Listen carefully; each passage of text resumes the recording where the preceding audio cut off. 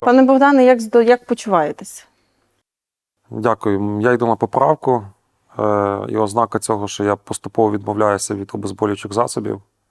Бо все починалося кілька разів на день, а зараз вже фактично потрошки там раз на добу або пробую взагалі відмовлятись. Так що в мене сповнений надій, що, так як лікарі сказали, 2 місяці відлежати, зростеться і будеш розходжуватись. Все йде за планом. Коли ви отримали поранення? Це було 16 травня. Цього року? Так, місяць і день назад. Цього року, це було в Бахмуті. Якраз був прямий прильот снаряду в багатоповерховий будинок, в підвал. Так, наші вороги навчилися так стріляти, і, відповідно, уламками бетону мене вдарило і пізніше навіть привалило. Тобто я не міг сам. Колеги мені вже допомогли з мене це зняти. Я отримав множинний перелом тазу. Але, слава Богу, все може бути відновлено. Це важливо, щоб ви стали повністю на ноги. Як відбувалася потім далі евакуація? Ви пам'ятаєте, як вас витягнули? Так, я не втратив свідомості, був різкий біль, але свідомість була. Слава Богу, моя права нога була, я міг на неї опиратися. І практично зразу була евакуація, тому що, в принципі, це частина нашого батальйону, вже в складі 6 осіб, з комбатом в тому числі.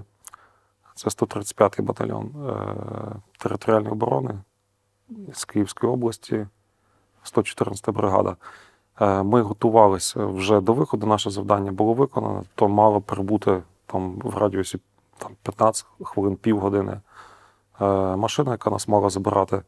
Тому мені тут пощастило, що колеги змогли мене дістати з-під цих бетонних уламків, раз, а друге, що відносно швидко прибула евакуаційна машина, і нам вдалося безпечно виїхати. Свідомості не втрачав. Зразу для себе ідентифікував, що десь в районі суглобу лівої ноги у мене є перелом, просто жахливо боліло і не міг на це стати. А так пощастило. Ми ще з вами більш детальніше пізніше поговоримо про Бахмут, але розкажіть про своє 24 лютого 2022 року. Дружина пробудила, сказала, що ось почалося, давай, куди там тобі, на частину. Справа в тому, що я вже був причетний до територіальної оборони. У мене був контракт з 19-го року. В кінці 19-го року я уклав контракт, став резервістом так званої другої черги і був включений в штат батальйону територіальної оборони Обухівського району, який формувався. Тому що практично була пуста структура. Записували бажаючих бійців, в тому числі офіцерів. Я мав закінчену, здобуваючи вищу освіту, військову кафедру. У мене вже на той час було чітке розуміння, що війна буде. І мені хотілося, що там, де я живу, бути з тими людьми, які теж це розуміють, готуються. І з того часу десь там раз на місяць, раз на кілька місяців в нас були тренування.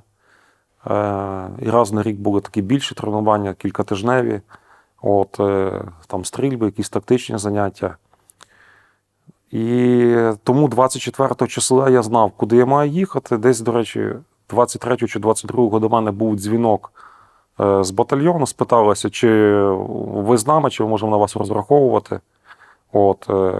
Тоді я підтвердив, що я в строю, і мені сказали, що їхати на батальйон, коли буде початок бойових дій, обов'язково їхати на ППД батальйону. І так почався мій день в цей час. І я вже там залишився. Ви казали, що ви знали, що буде війна. Так? З чого ви робили такі висновки? Це західні аналітики, які про це говорили? Чи Так, звісно, ми ж постійно мали інформацію протягом 21-го року, що Росія готується, Росія підвела війська до фронту. Було дуже багато інформації. От. Це було. Перед тим агресивність там в риториці Путіна зростала, там ці його статті, що України немає, там, що це все фейк і так далі. Ну, було зрозуміло, що це як вже таке оголошення війни. Тобто, ну, може, тому що я, скажімо так, чи інакше працюю в сфері політики, я політично активний, чи працював так, то для мене певні речі там були зрозумілі, що я історик за освітою і розумів, що Росія нас просто так не залишить. От. Ясно, що ми, може, не знали, в яких це масштабах може бути ця війна, але ну, те, що буде новий виток, якби воно було в повітрі. Як ви відчуваєте, аналізуєте, можливо, про це розмірковували? Україна готувалася до Великої війни?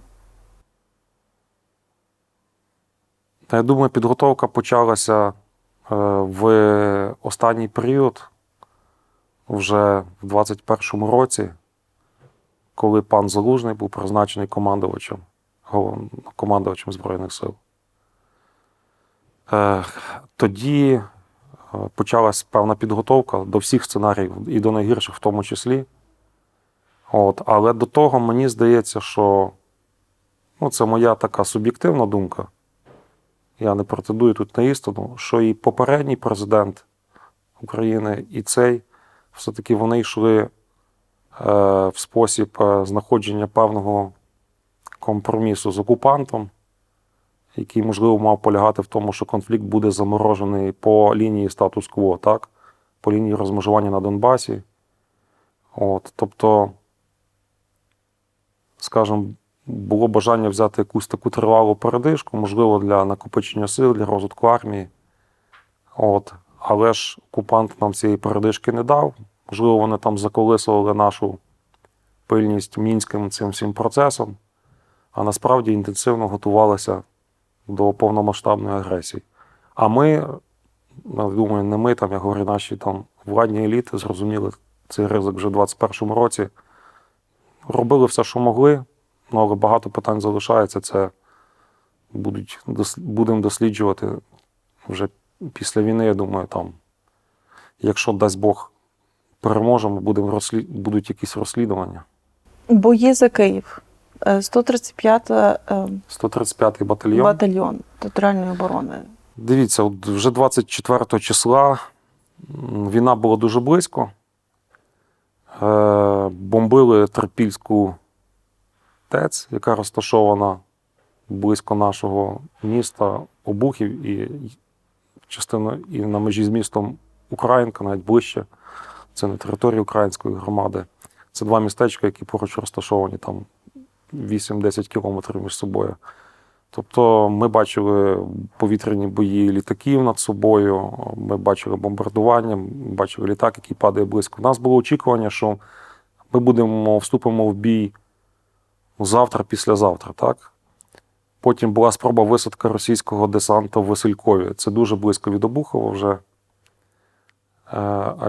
Ми розуміли, що в росіян є план обійти Київ з півдня по правому березі і замкнути такий спосіб кільце. Ну, відповідно, ми були на тому шляху, готували систему траншей на довіреній нам ділянці з південного боку від Обухова. Готувались до бою, і я вам скажу, що ті люди всі, які пішли в територіальну оборону в нашій громаді, це ті всі люди, бійці, чоловіки, які були готові зі зброєю в руках реально воювати. Тому що було відчуття, що війна ось-ось.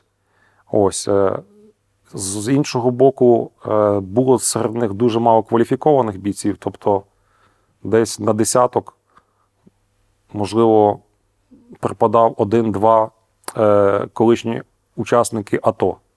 А так, всі мали мінімальні, взагалі там, практично нульові знання. Тобто, це просто було бажання не здаватись і не втікати з своєї землі, бо було розуміння, що ми втратимо все. Ну і вже була інформація, що вони списки тих людей, кого арештувати, складають. Тобто було розуміння, що ну, якби вони не дадуть тут нікому нормально жити. Ми ще не мали інформації про Бучу, про це все, але всі чоловіки, які хотіли оборонятися, вони пішли, в тому числі в територіальну оборону. Наплив чоловіків був неймовірний. Тобто значно більше того, що міг прийняти штат, ну, батальйону. От, тобто було роздано ну, вся зброя, яка могла бути по штату, багато бійців, хлопців прийшли, їм вже сказали, ми не маємо куди вас прийняти. Тобто вони потім ходили до воєнкомату, до центру комплектування, і там їх направляли на інші напрямки. От. Але я думаю, що ця готовність народу захищати себе, протистояти, вона була дуже важлива в тому, що ми змогли там їх на Київщині, ну ми, я маю на увазі українці, змогли їх на Київщині зупинити, захистити Київ. Тобто нація себе проявила. Ви пам'ятаєте перший свій бій? Ну, перший мій бій вже був звичайно, пам'ятаю, дуже добре. Був в Сєвєродонецьку. От, це таке теж було. Ну, таке не можна забути, бо це перший бій. І це зразу були такі активні стрілецькі бої, бо ми отримали позиції на краю Сєвєродонецька. Ворог дуже активно намагався просуватися. І фактично ми досвід наш бойовий здобували з нуля. От. Ну, я дуже радий, що хлопці в своїй більшості витримали ту психологічну напругу, бо належного вишколу для умов, для бою, для вуличного бою ми не отримали. Тобто весь досвід прийшлось здобувати в процесі. І я хочу дуже подякувати тим нашим бійцям, атовцям, які приєднались теж до нашого батальйону, до нашого взводу, роти. Я є командиром взводу, і коли формувався мій взвод, я свідомо подбав, щоб в мене в кожному відділенні було хоча б по 2 бійці з АТО з певним досвідом бойовим. І ці хлопці активно ділились досвідом. І це для мене в тому числі було дуже важливо, я прислухався до них. І це помогло нам виконувати бойові задачі і уникати зайвих втрат. Бо головне зберегти життя і боєздатність особового складу. Якщо ти зберігаєш це, то ти можеш виконувати наступні бойові задачі. От. Що ви зрозуміли після першого бою про нашого ворога, про росіян? Та нічого нового по великому рахунку. Тобто ми знали, що вони йдуть нас вбивати, і в нас єдиний спосіб їх зупинити – це вбивати їх. Убий ворога, перш ніж він тебе уб'є. Коротко це можна сформулювати так. Тобто там немає ніяких інших емоцій. На яких позиціях ви дізналися, ну, точніше, де ви були, коли ви дізналися про Бучу, Ірпінь, Гостомель, коли була деокупована Київщина? Ну, напевно, вже коли ми виїжджали на ротацію в кінці травня на Луганщину, Сєвєродонецьк, Лисичанськ, це була перша ротація для нашого батальйону і для нашої роти. І там ви дізналися про те, що Можливо, вже навіть до того. Ця ж інформація з'явилася десь в кінці березня-квітня. Ми вже знали її до того. От, ну, тобто, це воно так може більш вражаюче навіть для цивільних, а для військових на полі бою все просто. Виживає той, хто перший ліквідує противника. Тому там, ну, якби, крім цієї, скажімо, такої загальної ненависті через те, що вони кати там, ну, і роблять геноцид нашого народу, в людей включається інстинкт виживання. От, і ти мусиш робити все для того, щоб вижити, в тому числі ліквідувати ворога, який намагається будь-що тебе знищити. Так воно. Коли ви заїхали в Бахмут? Наш батальйон 135-й отримав бойове розпорядження заїхати в Бахмут, заступити на позиції 25 квітня. Вже на той час, з того часу ми в Бахмуті виконували бойові задачі фактично до часу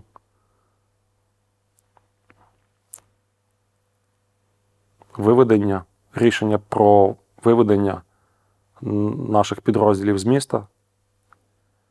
Наш батальйон був перекомандирований до 127-ї бригади територіальної оборони Харківської. Мені особисто випало перетнутися навіть з комбригом цієї бригади, був стивований. Він жив в таких самих умовах, як бійці.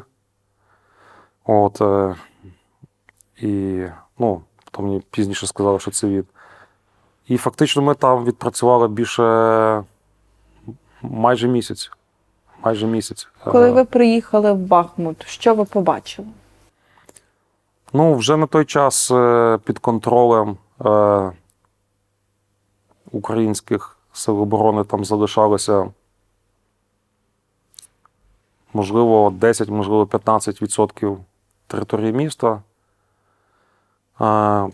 Кілька багатоповерхових кварталів. Якраз ми працювали, наша зона відповідальності – це були багатоповерхові будинки. Скажімо, глибина від противника до кінця міста залишалася кілометр. Це дуже, насправді, невелика глибина. І там від свого пункту, назвемо його КСП, так? Командного пункту, і де ми базувались, до нуля було там, власне, метрів 800, кілометр, не більше. Зрозуміло, все це прострілювалося, місто було зруйноване, і зруйнованість кожного дня посилювалась. Є дуже багато знімків аеророзвідки нашої по стану міста. Для вас це був шок побачити Бахмут таким?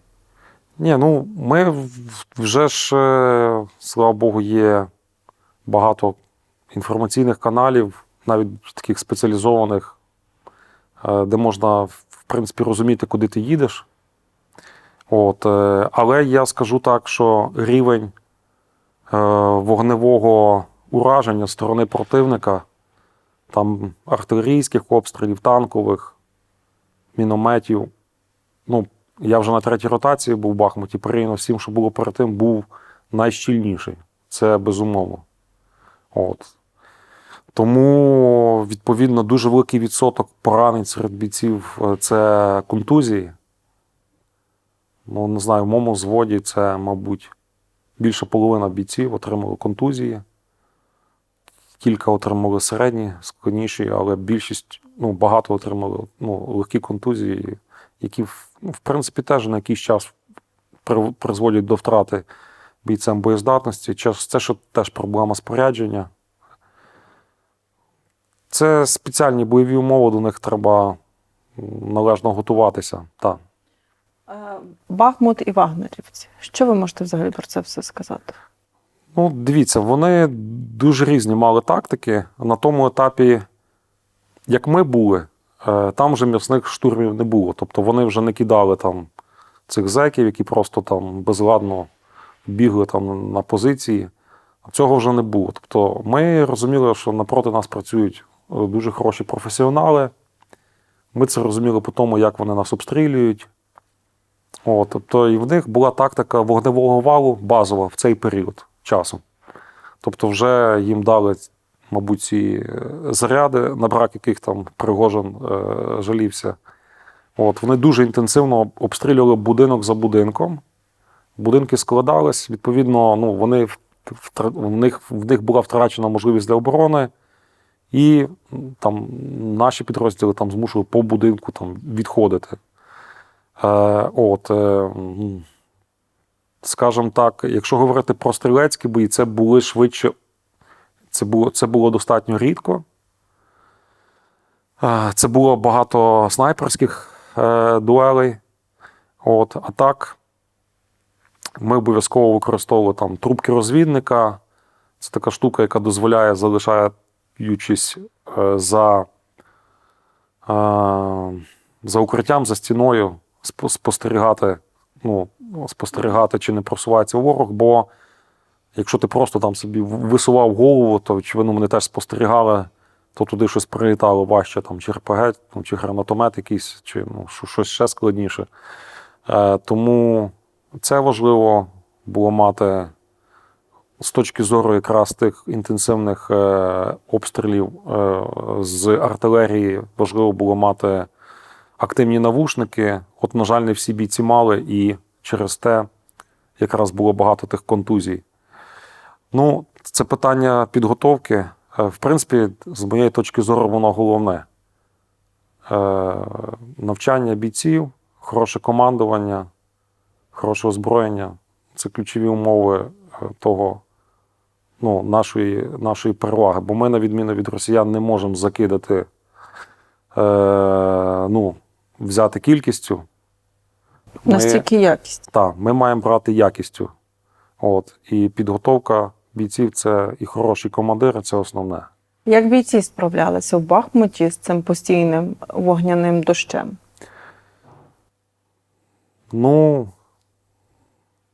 Багато вже на третій ротації, тобто вони були більш готові. Дехто був на першій, бо ж відбувається поповнення підрозділу. Цим було складніше. Мотивували одне одного. Що говорили одне одному? Що ви, як командир, говорили? Я говорив, що наша задача тримати піхотну лінію. Так, дуже часто там хлопці задавались питанням, а що ми тут стоїмо? Ми просто, як мішені, нас валять цієї артилерії, ми там ховаємося там, за одними стінами, за другими. От. Але вони нас просто там викурюють, я не знаю, як порівняти, там, як тараканів, як мурашок цим, тобто тим вогневим валом. Який сенс? І, звичайно, що пояснювали, що піхотна лінія стоїть навпроти піхотної лінії. І як тільки ми відступимо, їхня піхота просунеться, і ми втратимо цю територію. От, і в будь-якому разі відбивати ворога територію завжди складніше, ніж її захищати. Тому, поки є можливість захищати певну довірену нам лінію, квадрат відповідальності, ми маємо це робити. Але при тому, роблячи максимально все, щоб зберегти людей. Я дуже щасливий, що от з цієї дуже важкої ротації там мій взвод і моя рота вийшли без 200-х. Я за це дякую Богові, тому що це моя відповідальність як командира, щоб бійці і виконали задачу, а з іншого боку уціліли. На жаль, по батальйону ми маємо втрати. Якраз вони пов'язані з тим вогневим валом, з тим, що будинки, стіни складалися. І було так, що бійці гинули якраз від інтенсивних артобстрілів, особливо з важкої артилерії, яка, в принципі, просто вибиває опорні стіни і нема антиради.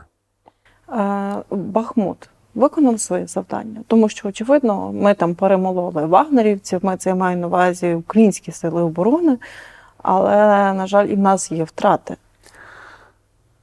Дивіться, з позиції командира взводу, а це всього там 28 людей, тобі важко це оцінити.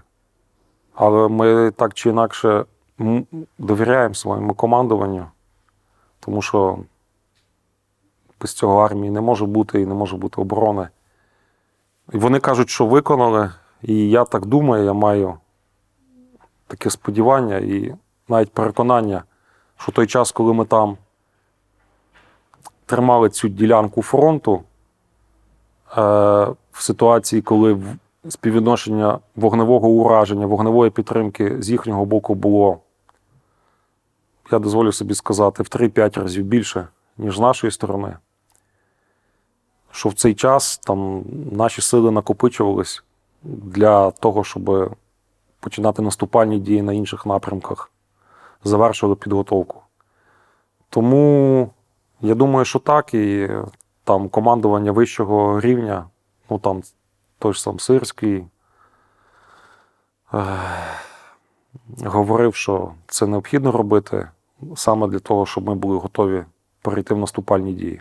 Приїзд Сирського доволі часто, як для такої особи, Ми- приїжджав в Бахмут. Я думаю, це правильно.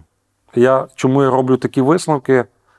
Тому що коли я як командир дуже низького рівня, так, практично найбільш наближеного до бійців, завжди ходив зі своїми бійцями на позиції, я мав відчуття, що це додає мотивації моїм бійцям.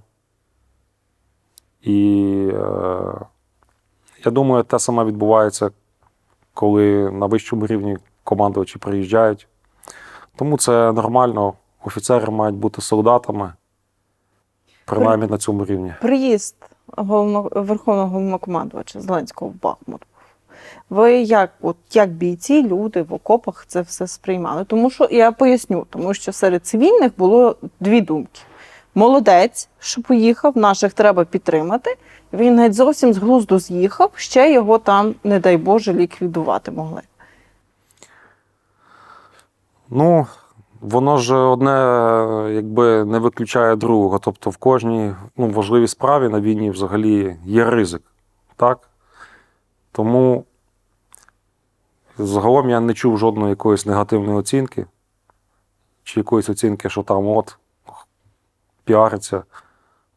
Я думаю, що зараз має а бути як максимальна бійці? єдність. Бійці як це сприймали? В Бахмуті, в окопах, безпосередньо на позиціях, коли там доходила інформація, що був десь в Ну, Бахмуті я Зеленський? вам скажу, що конкретно в цей період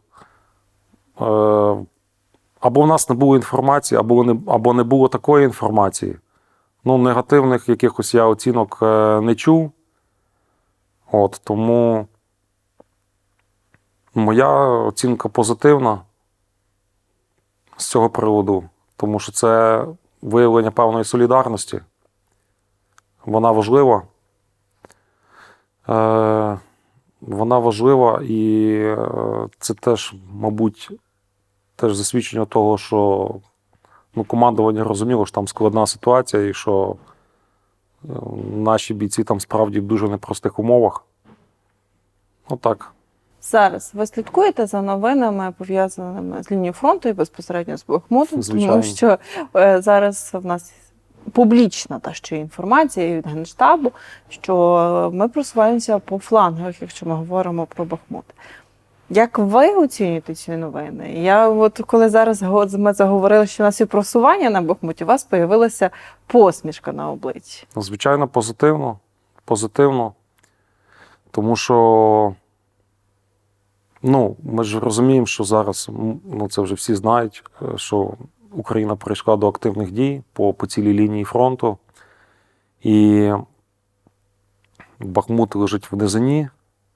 І володіння цими висотами по флангах вони дозволяють отримати вогневу перевагу і, скажімо, роблять дуже некомфортне перебування окупантів в місті. Ми розуміємо, що це все, бо читаємо навіть не загальні джерела інформації, є дуже багато спеціалізованих каналів, що це все здобувається великою ціною на всіх напрямках. Тому просто співпереживаємо за хлопців, бо є багато друзів по різних частинах. І знаємо, що ця боротьба, дуже, ці успіхи даються дуже важкою ціною. Про що говорите з хлопцями в палаті? Топ-3 теми для обговорення. Давайте, тема номер 1. Лікування. Тема номер 2. Я хочу розшифрувати лікування, там як операції, як лікарі, медичні заклади, хто звідки куди, гоїться, не гоїться, там, добре склали, погано склали, що робити, де протези, і так далі. Це лікування, так? Тема номер 2. Мабуть, все-таки, що відбувається на фронті. Очевидно, фронт, Так. те, що в країні. Та війна. тема номер 3 – просто щось особисте, якісь такі речі. Сім'я? Ну так, там родичі приходять, друзі, от сім'я, так. Про перемогу говорите? Ну, можливо, тільки в контексті теми номер 2, що цей шлях насправді ще значно довший, ніж деякі експерти собі дозволяють говорити. От.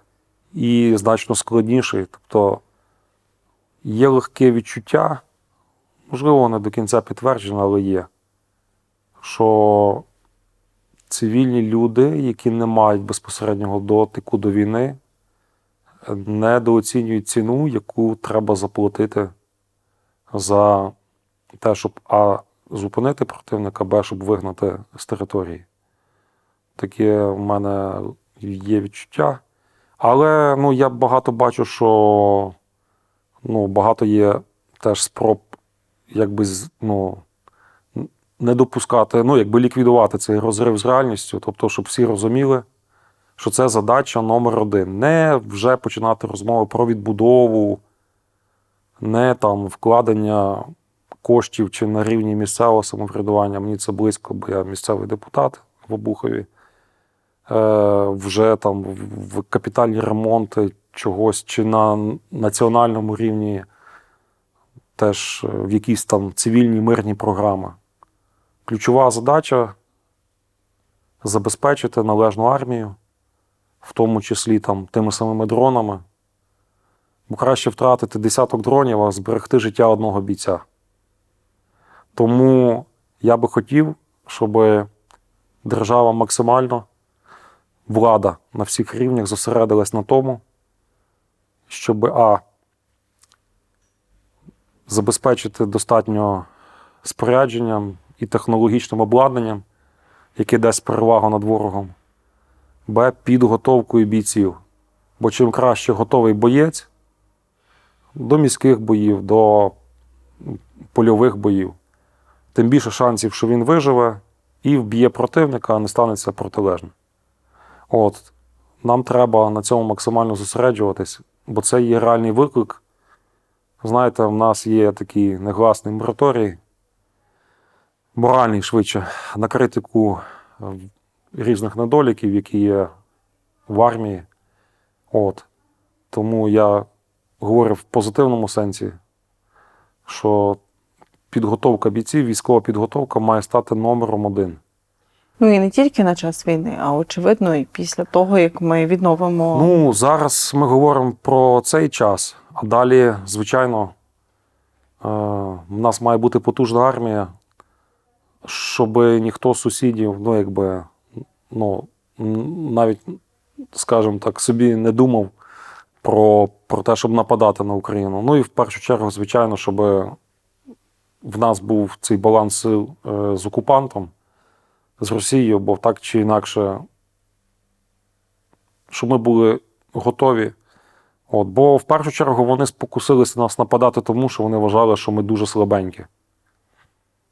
Тому ця війна, вона в тому числі наша відповідальність, наша, я маю на увазі українців в цілому, що ми були ослаблені настільки, що ворог думав, що легко нас може подолати. Але, слава Богу, ми мобілізувалися, ми вистояли цей час, я думаю, що ми вистоїмо до перемоги.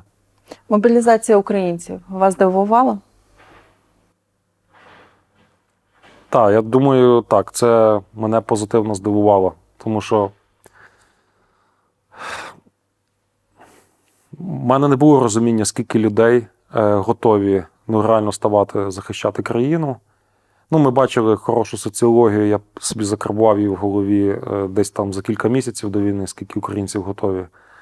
Але потім те, що відбувалося, реально я бачив своїми очима. Тобто це позитивно, так?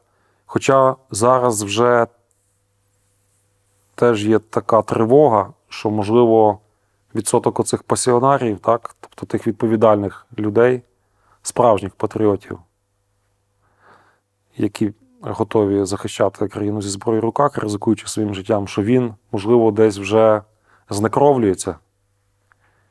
І це насправді для нас великий ризик, Тому треба вибудовувати так політику і мобілізації, і інформаційну політику в суспільстві, що, в принципі, кожен має бути готовий до того, щоб стати в ряди захисту України, а влада і командування має зробити все для того, щоб ці люди були належно підготовлені. Бо найбільше, що там мене могло засмучувати з того, що я бачив, на жаль, в тому самому Бахмуті, то бійців, які казали, ой, нас 6 днів підготували там стріляти, ще там щось, і послали сюди. Непідготовлені люди, вони не готові до такої інтенсивності конфлікту. І вони втрачають бойовий дух, вони неналежно боєздатні. І, на жаль, неготові люди – це перші кандидати ненавчені, належно ненавчені. Це перші кандидати на загибель. От ви сказали про негласний мораторій, щоб не критикувати владу. Я насправді це називаю не критика, а конструктивні зауваження, тому що вони проблеми. Якщо ми про них не будемо говорити, то ми нічим не кращі тоді від нашого ворога. Ну, дивіться, можливо, я неправильно сказав. Насправді я останніх 15 хвилин назвав дуже багато проблем і на цьому свідомо акцентую. Я б сказав, що правильно мораторій, не знаю, як це сказати, так, ніби... культурно я зараз скажу, на зрадоманію, знаєте? Так. Нас кинули, нас сприймають як гарматне м'ясо, нами, значить, нас зрадили. Критично важливо не поширювати цих панічних настроїв і цього Зрадофільства. Є гірше слово. Ну, давайте обмежимося. Обмежимося, так. Да. Оцієї зрадоманії, тому що, на жаль, ця паніка і зневіра, недовіра, вона теж поширюється як зараза. Тому, так, треба називати проблеми, треба казати, що треба робити.